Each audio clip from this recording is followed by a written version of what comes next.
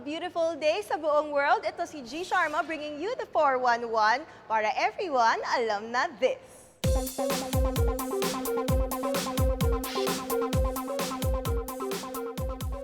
Beside me are two of my dream cars at palabas ngayon sa mga dream car ko na ito ang dalawang may-ari ng mga kotse na hindi naman mukhang may-ari nito. Pero shh, quiet lang, huwag niyo sabihin sinabi ko. Okay, so kilalanin muna natin si Mr. Pogi number 1. Hello, Mr. Pogi number 1. Hi. What's your name? Yan, by the way, ako pala si Emil Gatasilo. Yan. Nice to meet you, Emil. Yes. Ano naman ang tawag dito sa napakagara niyong sasakyan? Ang tawag dito sa magarang sasakyan na to is Chevrolet Camaro. At kinukonsider siya na muscle car. Diyan ko napanood mo yung pelikula na Transformer. Siya yung naging bida ron. Ang tawag sa kanya doon si Bumblebee. Bumblebee, bida Yes. pala itong kotse mo. Nagiging robot ba yan? Yes, wag mo lang siyang gugulatin kasi magta-transform siya. Ha! Biro lang yan. O, sige. Ano po ba ang nagagawa ng Transformer car ninyo na hindi po nagagawa ng ibang magagandang sasakyan, gaya ng sasakyan sa ating kaliwa? Actually, napatakbo ko siya ng 180 to 200. Sobrang bilis. Sobrang sarap. Actually, ang nagagawa ng sasakyan na to is, kasi since kinukonsider siya na muscle car, so ang nagagawa niya is head turner siya sa mga tao. So, tinitignan siya, siguro na-inspire din sila. Then, ang good news doon is dagdag pogi point, syempre. Then, nakakadagdag ng self-confidence. Siguro yung nasa katabi kong pula, okay naman siya.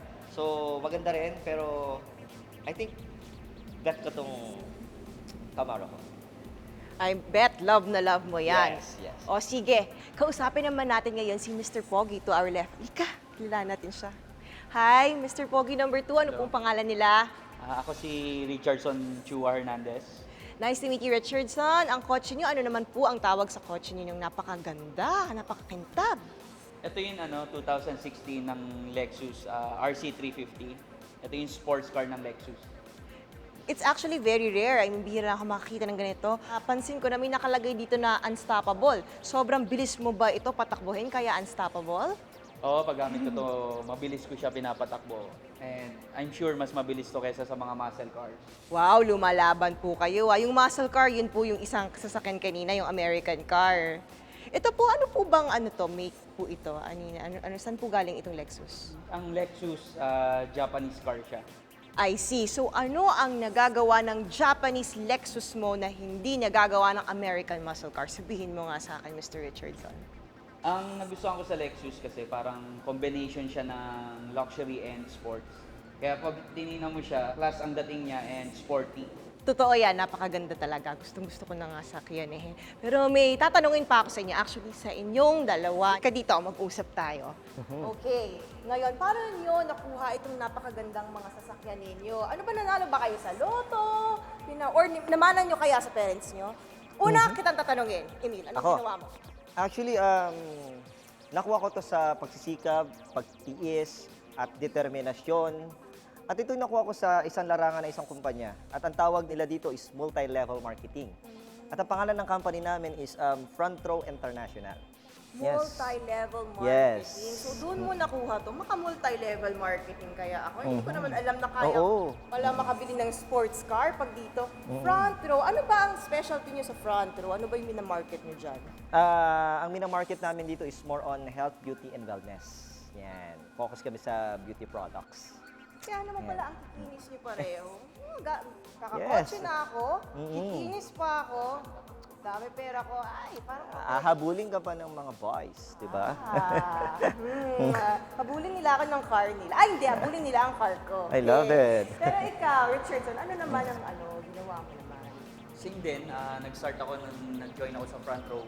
Simula nun, marami na ako na-achieve ng mga goals ko, kasama na tong dream car ko. Ginawa ko lang ng tama, maayos yung negosyo, and maganda lagi kapalit. Good, like kung magandang binibigay mo, talagang magandang babalik sa iyo, no? Yes. Wow, inspiring. Nako, parang gusto ko din sumali yan para magkaroon ako Yes. ng Lexus at Camaro. Habulin nila ako. Dapat. Pero mas maganda yung Lexus.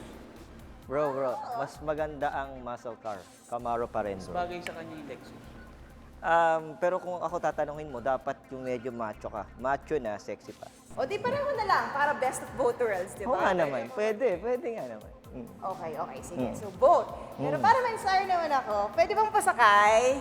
Sige. Pero dapat maging member ka muna sa amin sa front row. Sumali ka muna. Mag-remember ako. Talaga? Yeah, mag-remember ako. Sige, ngayon Pasakay na. ko na. Ha? Pasakay. Pag-isipan ko muna. Baka siya, Teka baka... lang, may meeting pa ako. So, may meeting pa ako, next time na lang. Meeting ka? Got to go. Oo, una na rin ako ha. O sige. Bye. Dito talaga ako pinasakay. So guys, nakilala nyo na yung dalawang may-ari ng Lexus at Camaro. Alam na you, alam na me, alam na all, alam na this.